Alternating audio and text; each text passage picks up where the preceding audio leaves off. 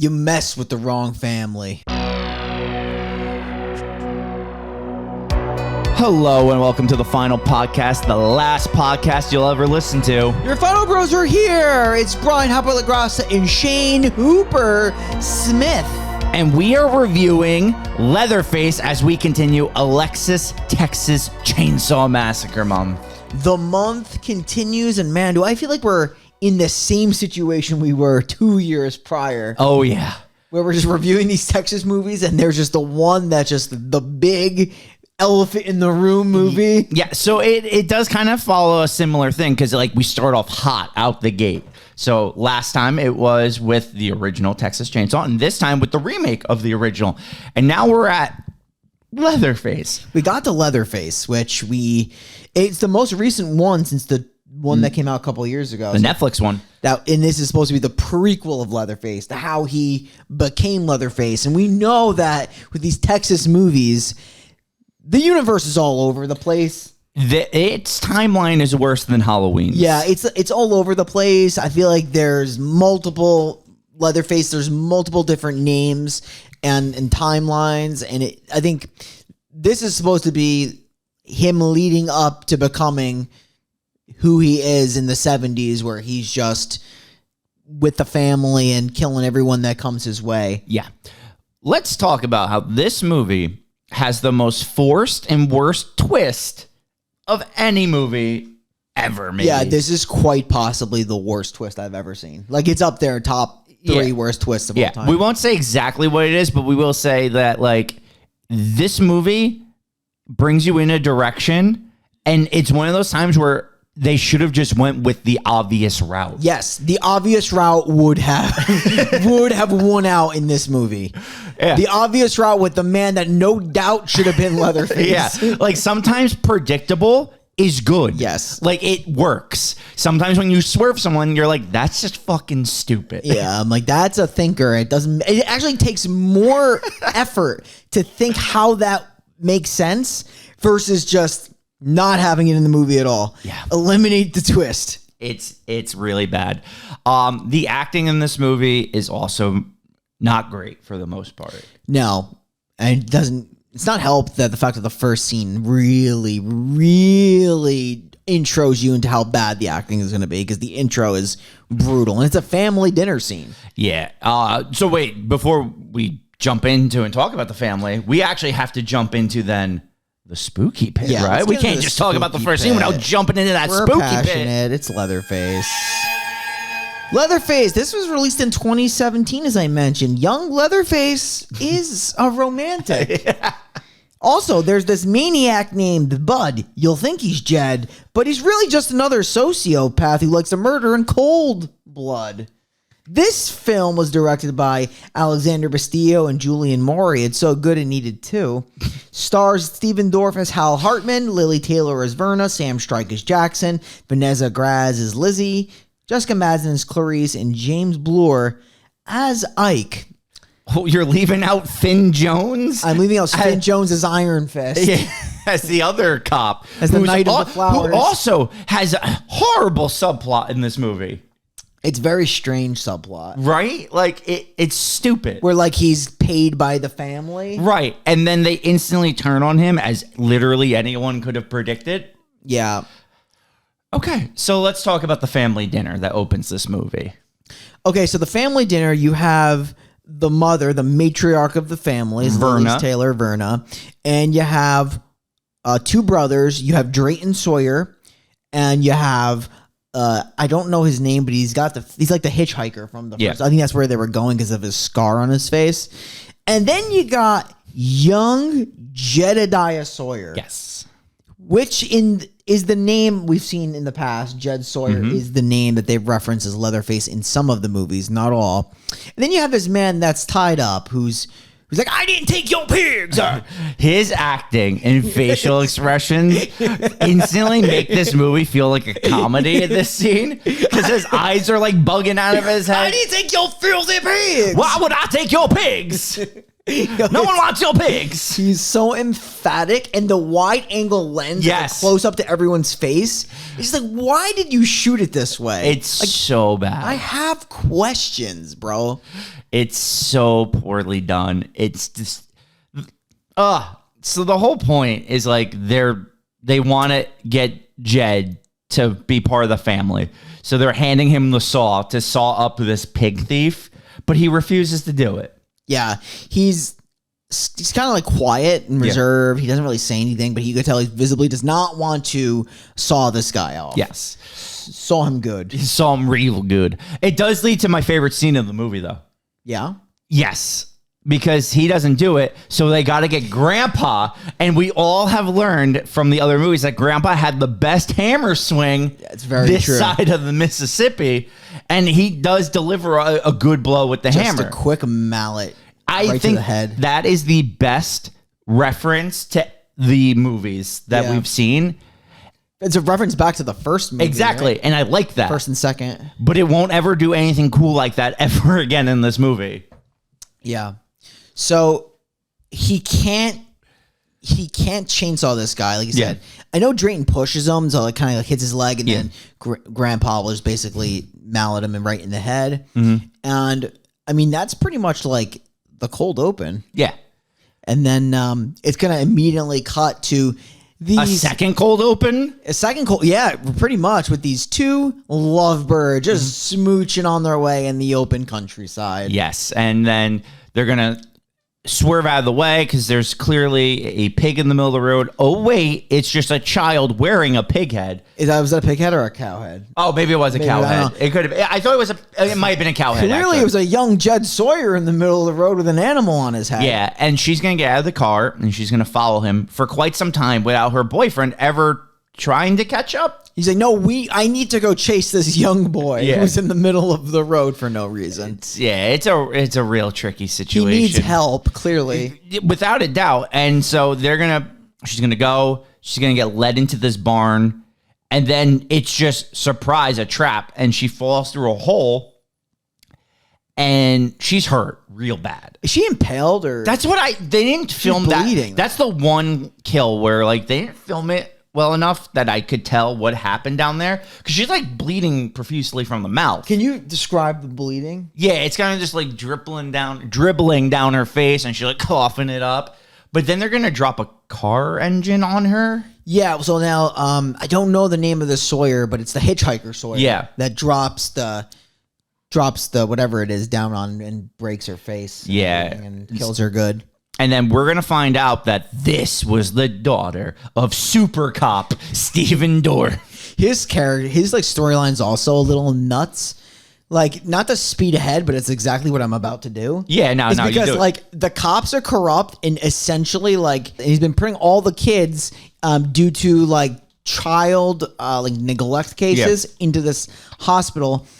And like you mentioned, Finn Jones is also corrupt because what he's been doing is getting kickbacks for basically bringing people to the Sawyer place. Yeah. Like, it's like this weird, like, under the table, when it's convenient, they'll bring it up kind of Dude, side stories. I'll tell you, anytime I watch a movie about Texas police, they're all corrupt and they all shoot on sight. They just gloss over them throughout the movie, but they bring it back up when it's convenient. The Gorman House. The Gorman House Youth Reformery. Okay. Yeah. What a name. Gorman. I wouldn't want to go there. Yeah. So essentially, Steven Dorff is going to storm the scene. Yes. Because apparently Drayton Sawyer called it in.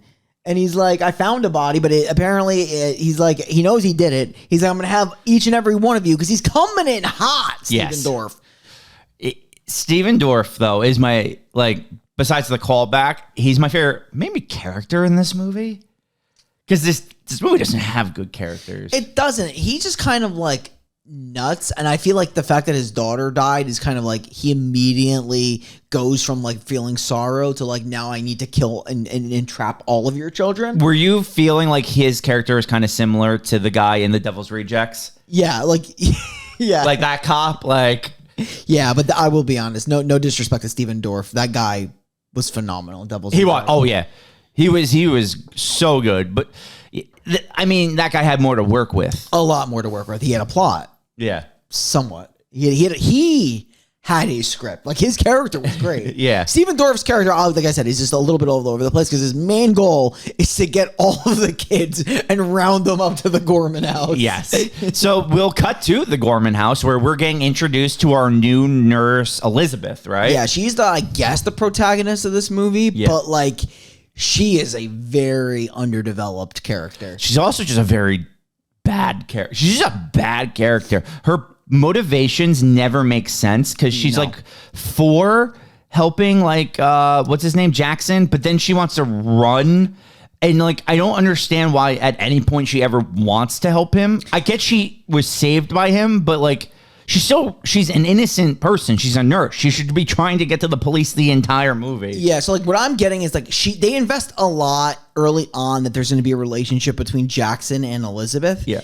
And throughout the movie, it just keeps showing true that she doesn't really care and just tries to run away. And my question is like, that's fine. But then again, it shows she has like these scenes with him that make it like it's building. Right. But it's like very counterproductive. So you're either going to have her not care about Jackson, or you're going to make her care and not always run away. Exactly. And it's like they don't have a long enough relationship where she should be having these mixed feelings about him. She's known him for roughly 5 hours at this point. Like, either want to run or want to be with him. The conflict makes no sense for how long they've actually known each other, unless he's just got so much riz, like this unspoken riz, that like she can't deny Jackson. But you know who's an unspoken riz? Bud. Yes. Bud. So you're going to go here. Elizabeth's going to immediately talk to this guy, Bud. Bud is not very receptive. They're at a mental institution. He's classic mental case. He cannot talk. He's very disturbed. She's trying to facilitate conversation. He's rather a draw, but he has a good friendship with this guy named Jackson, who we're going to bring up. Jackson socializes with her immediately. She doesn't introduce himself to him. Yeah. He introduces himself to her, letting him know this is Bud. You know, he's my only friend here. He's a little shy. And basically he tells her, don't go to the ECT chamber. Yeah. So now you're watching this movie, right? You're like, okay, so we have these two characters that are going to be our central point of the film. Bud, who is a hulking mammoth of a man who doesn't speak and colors very vigorously. Or Jackson, this smaller, scrawny guy, smooth talker, flirts with the ladies. Which one's Leatherface? It's pretty obvious, right? It's the one that looks like Mick Foley. It should be, but it's yeah. We'll circle back around that, but yeah, essentially, you'll find out through the dialogue with the doctor later that they rounded up all the kids, but they've given them different names. I guess it's to protect their identity. To me, that's just what I like to call a good old-fashioned plot device. Yes, because there's no reason for any of this. No reason to change names. It's also to support this crazy twist. So Bud and this other kid are going to get into a fight. I forgot the other kid's name. Ike. They're going to get into a little bit of a fight, and that's when they're going to get sent to the ECT chamber. Yeah. But while they're going to the ECT chamber, we're going to see Verna come in, and she's like, I married Rich. I'm a Sawyer now, or something like that. Or she was a Sawyer and married into the other family name, right? That's how they they put both family names into this. Yeah, so she has a lawyer, and basically what they're trying to do is give her some sort of visitation rights to Jed. And he's like, sure, but now I got to look through my records and find Jed, because everyone has protected their identities with different names. He's like, I'm going to need another warrant or court order to do that. Yeah. I'm like, that's an interesting loophole. Very, very. It makes no sense. It also makes no sense that their lawyer couldn't, he was Stonewall. He didn't say a damn thing. Yeah, he was a horrible lawyer. Yeah. So she's going to cause some chaos in this place. But first, we got to get introduced to the other character, the fire-burned girl who is shoving mice into another girl's mouth. Jean Grey likes to choke, and she likes to throw rats down people's traps. Yeah. She's the worst. She apparently, she's in there for her anxiety and not her psychosis. Yeah. This girl literally is a murderer. She's a cold-blooded killer. Yeah. She's a little sick in the head, but she's also in a relationship with Ike. Yeah, they have a weird relationship. Yeah, because she is in love with Ike, and Ike is in love with just women in general. I think that's the idea they try to portray. So essentially, Werner's going to cause mayhem. There's going to be a big riot at the Gorman facility, and the inmates are just going to start indiscriminately murdering and attacking everyone they see. Yeah. And these are all children. Kind of reminds you of House on the Haunted Hill, doesn't it? It does, except these are supposed to be kids under the age of 18. How are they all overpowering these adults? Yeah. What I would like to mention is before this, Ike does try to like put the moves on this nurse. Yeah, exactly. Like he gets a little rapey, and then Bud steps in to defend her. And that's how they get sent to the ECT. That's how they get sent to the ECT. So Bud tried to do a good thing before they got sent to the ECT. But, you know, he's just typecast as like this hulking murderer. Yeah. I mean, he's a little crazy, but... So they get rescued, right? Bud and... Well, it's a riot. Yeah. And the ones that... They're all going to be the only ones that break out, it looks like, is actually they leave. It's Ike.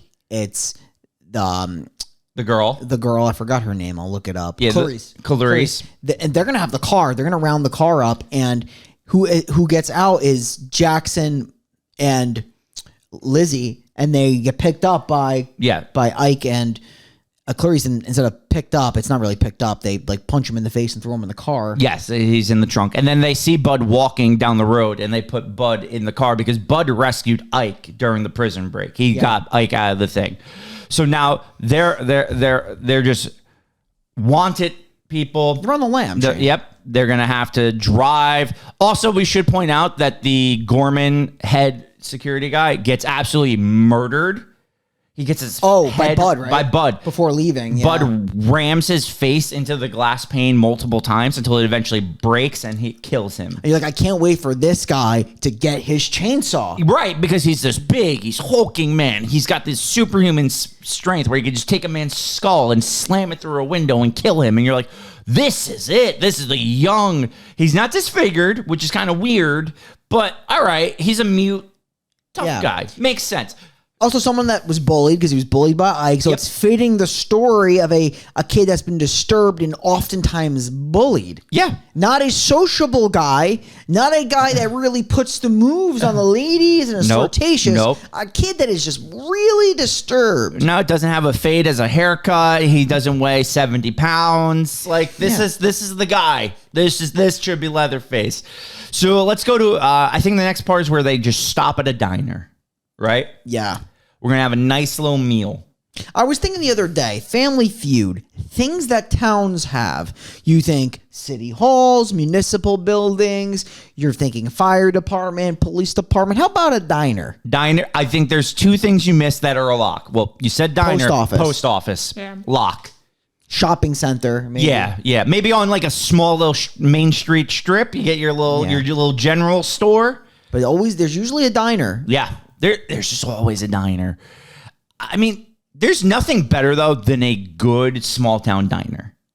Oh, it has such a charm, and it's normally you normally get really good eggs out of there, I feel Great eggs, and oftentimes, not always, but I'll say oftentimes, nice hospitality. Oh, yeah. They're always filling your cup of coffee for you because it's like 50 cents a cup. It's the one place inflation doesn't hit. Yeah. You know it's a really good diner, too, when you're drinking and you have only a 1/4 left cup of coffee, and they just pour it anyway. They top you off. It's great. Southern hospitality at its finest. Yeah. I love a good top off. Who doesn't? It's great. Who doesn't? I do. So they don't top off at this diner. So Ike and Clarice are going to start shooting the place up. True. This is like a weird double Bonnie and Clyde situation. That's what I'm saying. Yeah. Because you got Clarice, Ike, and then you got Jackson and Lizzie. But yeah, so it's very strange. They notice the guy behind them has a gun. And like, I don't know if they really thought this through, but they're like, you know what? Let's just murder everybody. Right. There really was no problem. No, they actually could have just ate and left. Like, even when she said, like, are you guys going to pay? You could just be like, just let me get another cup of coffee and then we'll pay. And then they could have just ran out. I'm trying to think of the word to describe something like this mayhem. The word I wanted to use was calamity. Yeah. I just want to use basically the opening scene of Pulp Fiction. Yeah, this was totally nuts. It didn't have to happen, but it just did. And I feel like they just wanted to do it. Right, because they don't even just murder like people who are danger to them. Like the waitress is just on the ground already bleeding, and he just shotguns her head off just for the sake of doing it. And that's what I'm saying. Like, there's no likable characters in this movie. No, this is total calamity. I'd just like to point out they did it also because they needed money. They did rob people. They did need money. Yeah. That is true. I don't know if they needed to murder everybody in the local Fair. diner to get the money, but yeah, totally. That is fair. And they do get weapons because they get the gun. He gets a shotgun, and everybody's in total fear. And then they do leave. I know there's a guy that was like looking at them weird in the beginning because he reports what car was. Jackson's in here, so Jackson's actually the guy that I think like fights that guy. He punches him in the eye. He thinks that he's with them, and they technically are, but not associated with their like bloodlust. Yeah. So of course she runs. Yeah. She runs away from Jackson. Just runs away right into the arms of Bud. Bud's gonna hold her with those big, hulking, strong arms, the kind that would really be good for throwing you on a meat hook. I mean, she easily could have juked Bud out. I don't feel like Bud has like the ability to move left to right. You don't think he's got that lateral quickness? No, I don't think he does. But she's just dumb. He does take a shot, though. He right? does. The guy who got punched in the eye takes a few shots at them. Which, it's crazy that he's the only guy they left alive, considering he was the one who started issues with them from the beginning. I know. It's wild. They killed everybody else but him. Yes. He does. Yeah, he does get the shot into the side of Bud. Yes, he does. Slash would be, you'd think is Leatherface. It should be Leatherface. So obviously Steven Dorff, Finn Jones are pulling up to this diner. They're asking the questions. Who was it? Where'd they go? Where'd they come from? Cotton Eye Joe. Oh, nice, Shane. Thank I you. need to get them back to the Gorman house. Yeah. Even though Gorman is dead. But Gorman's had I'm better putting him days. back. Actually, we'll learn Steven Dorff has no... he's not putting them back. He actually is just going to try to murder all of them one by one. Now he needs personal vengeance. Like, he Yes. needs personal vengeance against the family. But, like, apparently anybody else had escaped as well. Even the nurse. Even the nurse. Yeah, even Lizzie. So they're going to be, running away, but they're going to find a little trailer in the woods. They're going to stop at this trailer. And this scene's disgusting because there's just a dead guy in the bathtub, and Lizzie's going to fall and kiss it. And there's just going to be that, like, dead body goo that follows her mouth. I mean, if you honestly watch this scene again, like, this scene is so ridiculous because the way that she falls into the guy, she falls and literally just like fucking tongues the thing. It's disgusting. Yeah, like she falls right into its mouth. Yeah, it doesn't logically make sense. It's more so she felt like that for the gross out aspect of it, 100%. but it is what it is. See, this scene also bothers me though, because now like Ike and Clarice are going to be banging right on the bed. It's a midnight bang sesh. But why does the others just not leave? Yeah, they just Like, stay not there. even just Lizzie. Like, why don't the three of them just leave And those two? They try to like bond. Yeah, it's very strange. Because clearly, like, even though those three are coming off as like more normal, like the other two are psychopaths. Just fucking leave while they're banging it out. Like, they're not tied up.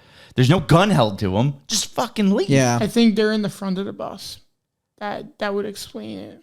They were in the front of the RV. Yeah, but they're still naked without their weapons. I would try to make a run for it. I ain't best just gonna shot. sit Her there. best shot. What do you think about her burn nudity? It's kind of weird. It's there for the shock value. But what do you think about... So here's my another question. She starts making out with a dead body, right? She makes out with the dead body, correct? Are they trying to make us think she's Leatherface at this point? Yeah, it's very weird. I just think she's a psycho. Yeah, like she's just a crazy person. Or were we supposed to think she was going to be part of the family, maybe? Maybe.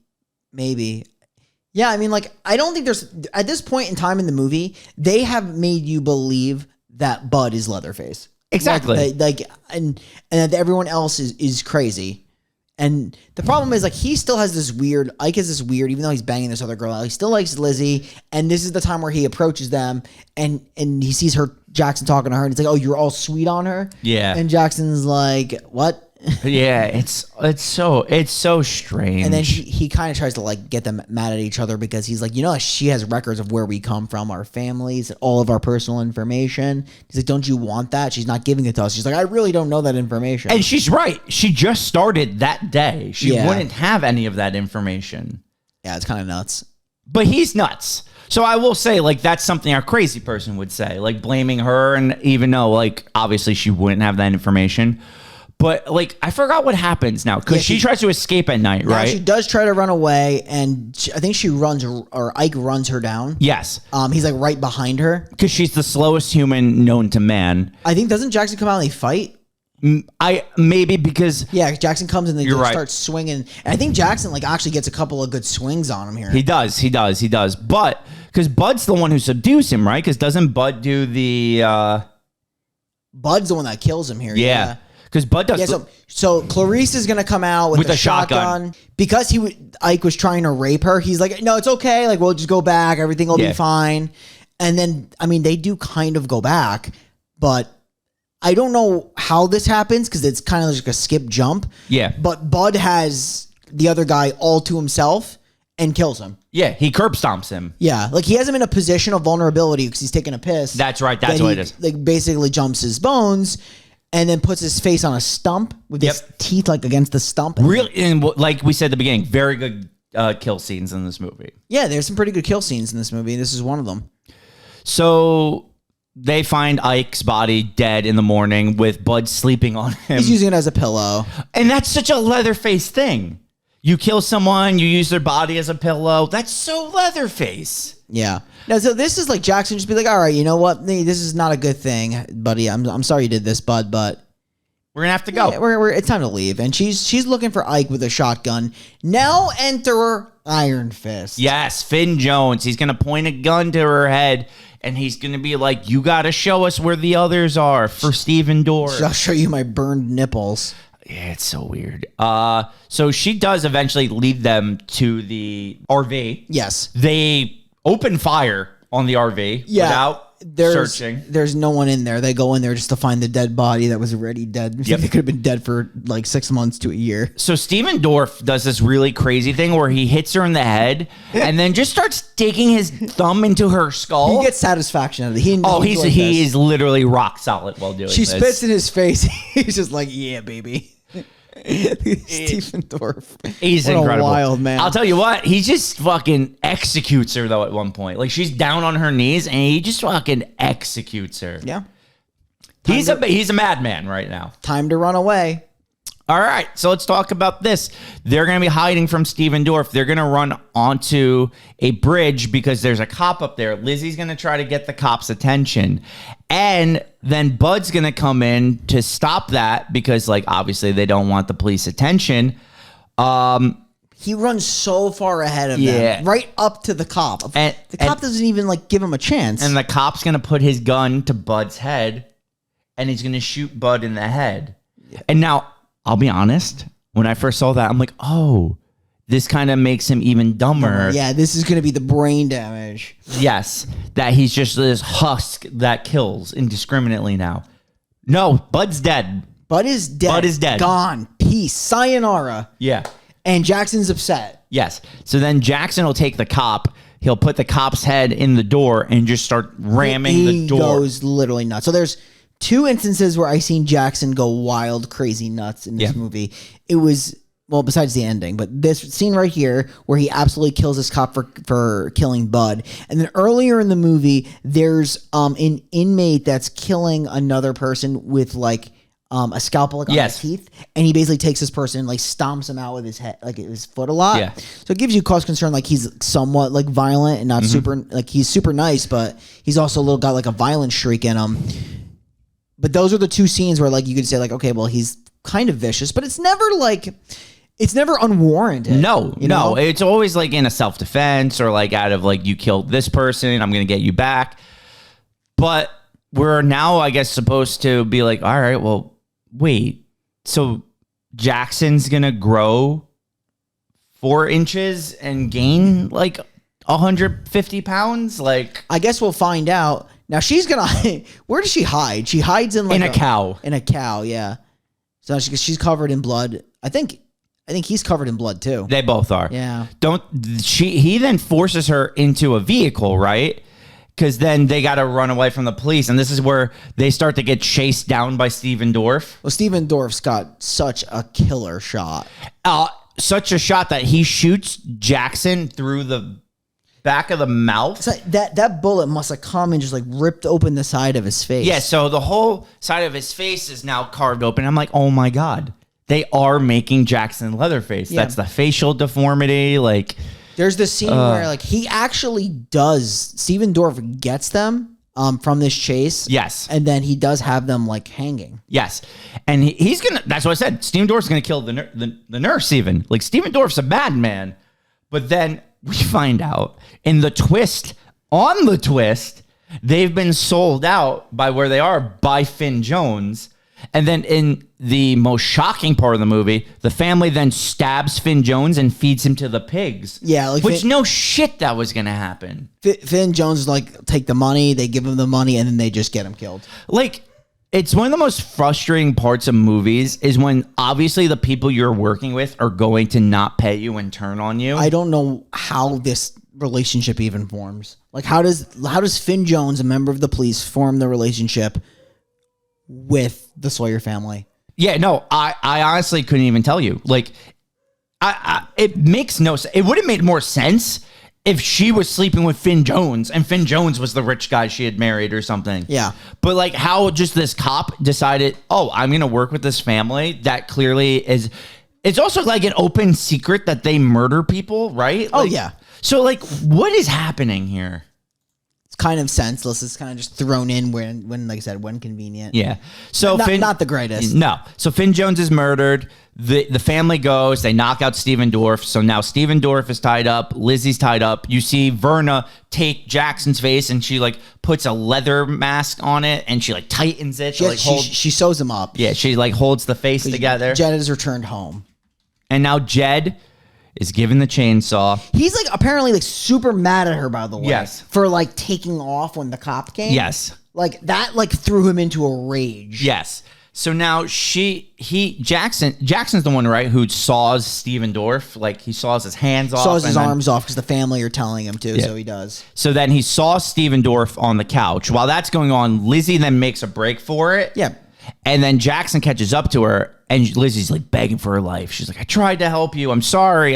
You're a good person. Don't do this. I'm like, you've known him for like 24 hours at this point, and all you've seen him do is murder. Mom just tell him finish the job. The bitch is a liar. Yep. All she does is lie, which she doesn't always lie. She just always runs. Yes. She's look, there's countless times even when they were picked up by Ike and Clarice and they were driving afterwards, the second they got out of the car, they popped open the trunk. He punched her in the punched them in the face, and then she took off. She's always running away. She really doesn't want anything to do with Jackson, but they don't give you that conversation to make. Every conversation they have is like trying to build the romance versus like her saying like I'm always going to run away from you. Right. It makes no sense. But what we learn here, and it's been established for years, is the Saw is family. Saw's family. It's gonna gut her head right off. I don't think a chainsaw could do a clean cut like that. No. On a swing on a head. But anyway, decapitates her. And Jed roars. He does a roar, an off-screen roar. Yeah. The movie, they burn all the clothes of the victims. They feed the victims to the pigs, even though technically they would be eating the victims. Yeah, I thought they would eat the meat. But they're apparently the pigs are family. And I believe that's it. Just you see Jackson like with his messed up face, right? Yeah. And what am I supposed to believe? Yeah, because at the ending they play the music where I think he has her face. Right? And he's like, wearing it with the lipstick. So am I supposed to assume that he got his weird like feminine fetish because he liked her so much that he just took her and wore her skin? Yes. He couldn't have her? Yes. Isn't it like a weird leap? Yes. This all should have been Bud. Yeah, like it wasn't like maybe like Bud had an attraction to her, but like it was an odd build up where he was also just like psychologically disturbed. Not just like he had a romance where he was interested in her, and although like she tried to run away and he cut off her head. Now he's a cross-dresser. That's the natural progression. Is the Silence of the Lambs all of a sudden? Dude, I don't know. All I know is thank God this one's over. Yeah, it's just like it's not cohesive. No. And also it doesn't really fit comfortably into like the lore that we know of Leatherface and Texas Chainsaw. Yeah. All right. So I'm going to be honest. this is one of the worst, in my opinion, one of the worst Texas Chainsaw Massacre movies. Like, we're going to rank them next week after we do the last one, but like, it's bottom of the barrel. I'm actually going to get, I can't believe it. I'm doing this, but I'm giving this movie a 3. I hated this movie. I hated everything about this movie. I hated the acting in this movie. I hate the forced twists in this movie. I like the kills. So it saves it from being a 2. And it's not the McConaughey movie, which saves it also from being a 1 or a 2. Very true. But that's about it. Otherwise, I have now seen this movie twice, and I can safely say I never in my life want to have to watch this movie ever again. Yeah, it's not a great prequel at all. It really kind of like is counterproductive to what they're trying to do. And I feel like the whole background of Leatherface or Judd Sawyer, he doesn't like, it's very confusing for this man in the short amount of time to become an insane socio awkward killer. I just can't make that leap in the short time that they do. And it really doesn't make sense because she just tried to run away from him. So he flips because she's trying to get rescued. Wild. For me, like I said, the only thing I could really stand on is the kills. I don't even think Dorf could save this movie. The acting was really just like, it's too much from everybody. And it wasn't great. So I'm giving this movie a low 4. Okay. I really didn't enjoy it. And unfortunately, this falls in line with, it's not my least favorite. That would be Next Generation for sure. But it's going to be right under some of the other ones that were pretty terrible. And we reviewed a few of those already, but we do have one more coming up. Yes. We have literally just one more movie left in the series, which we will touch next week. But first, obviously, we're going to talk Necronomicon. For me, thinking about everything, I actually really like Ike's curb stomp kill. I think that's very well done. That's probably mine as well. There's a cool one, like the off screen though, like the waitress getting shot in the face. That's really good too. The blood shooting up in the air, very well done. There's a couple of stomping scenes, but yeah, I agree. For me, it's gonna be the Dr. Gorman and the. Ooh, Dr. Gorman. Oh, you were going with Ike? I went with Ike, but Dr. Gorman getting smashed into the window is another good kill. Ike's curb stomp is really good, and Gorman's face. Ooh, that's tough now that I'm thinking about it. For some reason, I totally didn't listen to what you said and assumed you meant Dr. Gorman. It's okay. Happens all the time. Yours is also a good pick. Gorman is a very good pick. Because that was the kill that made me think, all right, well, he's fucking Leatherface. Yes. It's obvious, but yeah. Do you have to flip the coin? We flip the coin? Oh, we're flipping the coin. You can flip it. I normally flip it. I'll let you give it a flip this time. This is happening, dude. Wait, pick your side. I'll take whichever you don't want. Yellow King or emblem of the Yellow King? I'll take the emblem. Okay. So we are doing so this side would be Dr. Gorman, and then this side would be Ike. Okay, it's Ike. Okay. Ike. You were the Clyde to the burn victims' Bonnie. You were the ringleader. You were the one person we probably didn't think was Leatherface in this movie. We actually thought the burn girl was more Leatherface than you when she started making out with the body. Your motivations made no sense. Every decision you made was terrible. And you were kind of the worst boyfriend of all time. So your death to the should-be Leatherface was very justified. He was also an aimless character with no direction. You're really just in here because I love a good curb stomping, and we're never going to review American History X on this podcast. That's fair. So we had to put a curb stomp in here, and for that, you're in our Necronomicon. Welcome, Mike. So 8 down, 1 to go. Could you imagine 2 years ago when we decided to do this, that we would just plow through this and we're actually be done with one of the major slasher series? Because next week? Yeah. Me and Brian are all about finishing series these days. Just getting them done. We just want to get some done. We're going to get a lot done in September, finally. Yeah. But now we're finally going to finish Texas Chainsaw Massacre, the series that starts off with a bang and only gets worse.